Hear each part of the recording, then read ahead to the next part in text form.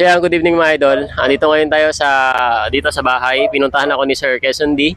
Taga saan kayo ulit, sir? Imus. Taga Imus pa si Sir, no? Sinadya niya itong item niya na pinagawa sa akin. Dalawa yan, tsaka yung isang bike na nasa kanya.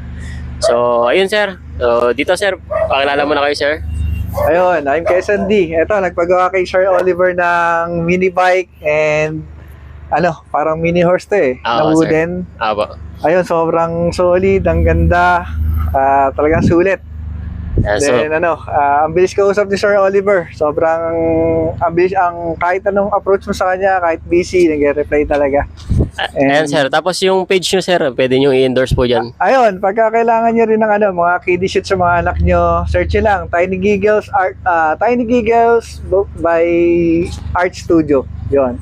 Yun lang. And thank you so much, sir, sa feedback nyo. Thank you, bro. Ganda. I hope na makapag-order ulit kayo sa akin. Oo naman. Ayan. Thank you. Salamat.